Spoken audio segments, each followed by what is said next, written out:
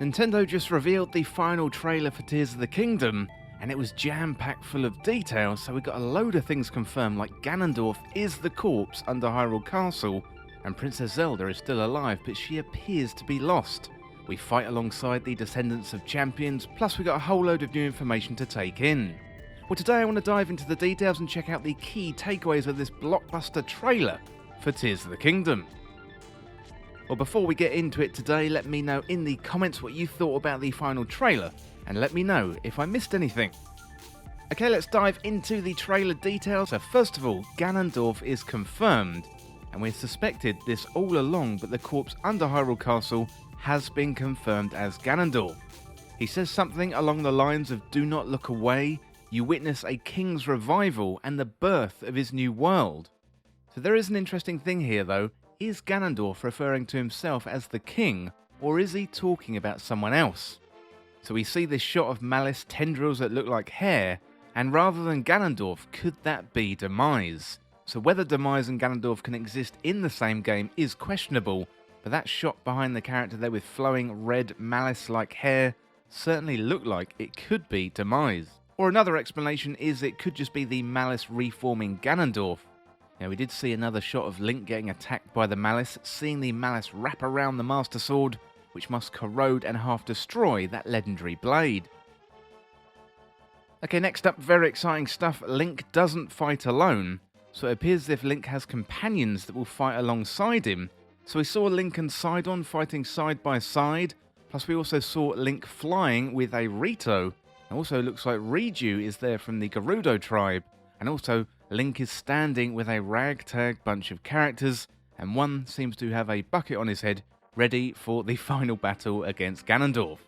Now, I don't think this means multiplayer, but it appears as if Link is going to have some backup when he goes into battle. Well, next up we got confirmation of huge underground caves, so we had a quick look at some small caves in the gameplay trailer reveal, but in this final trailer we see a few shots here of massive cave structures underground. First of all, Link is seen to be running in a big underground structure. He's got new armor.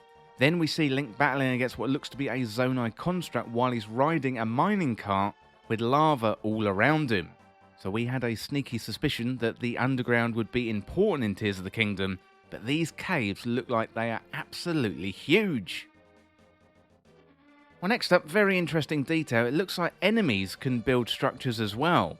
So we saw Link riding on the back of a crazy looking vehicle.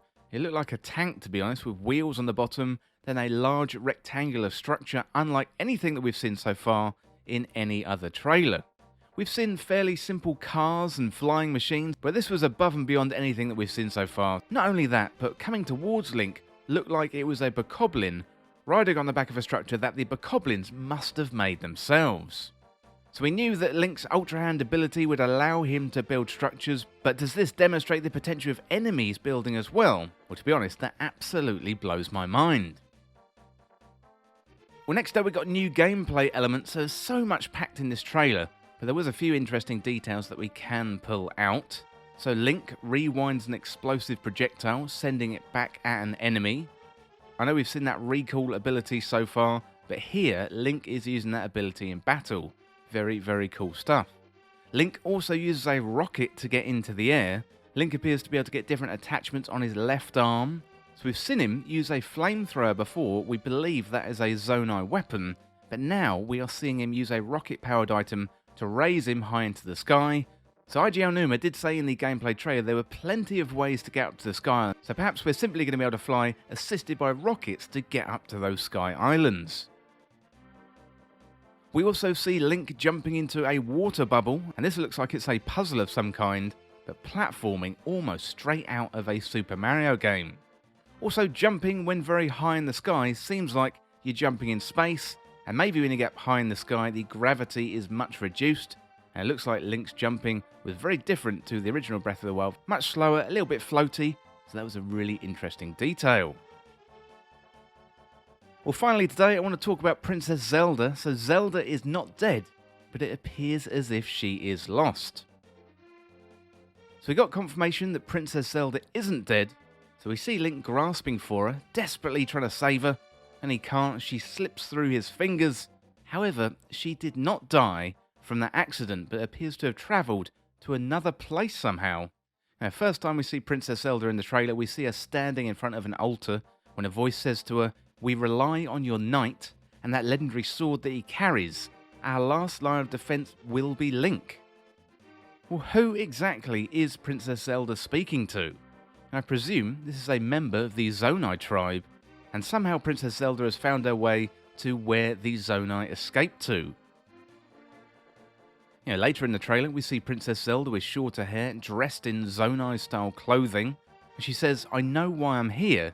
It's something only I can do," whilst looking down at what appears to be a tear in her hand. It's likely the Tears of the Kingdom are physical objects that we need to collect, and Princess Zelda happens to have one. Plus, Hyrule probably thinks she's dead, and that could lead to tears of a different kind. So this last point is very, very interesting indeed. We also see a brief shot of another character who looks very, very similar to Princess Zelda. Coming out of her right hand appears to be the green Zonai magic, and she's wearing that tear around her neck, similar to the tear that Princess Zelda was holding in her hands. This character has longer ears than Princess Zelda, but it feels like they are very similar, and perhaps this is the character from the mural that we saw in the title reveal trailer. So maybe Princess Zelda and this new character are one and the same, or perhaps they are related. And at the end of the trailer we hear Princess Zelda say, "Link, you must find me." So we didn't get confirmation that Princess Zelda was playable, but it is interesting that she's lost. And I really can't wait to find out exactly where she is, and we've got less than a month to wait until we find out. Okay, those are the main points that I pulled out of the trailer for now. I'm sure there's plenty that I've missed. So let me know in the comments what you think, plus also let me know the details that you spotted and I missed, how we can get the discussion going. Now, I don't know about you, but this was a 10 out of 10 trailer for me, totally living up to the hype. Well, that is it for now for this video looking into Ganondorf being confirmed and Zelda being lost in Tears of the Kingdom. And as always, thank you so much for watching or listening. For more Legend of Zelda content like this, hit that subscribe button down below and subscribe to Triforce Times. Or you can check me out on Twitter at Triforce Times. Well, if you enjoyed this video or found it useful, liking and sharing the video would really help me out. Otherwise, you can check out all the other Legend of Zelda videos on the channel. Thanks again, I'll see you soon.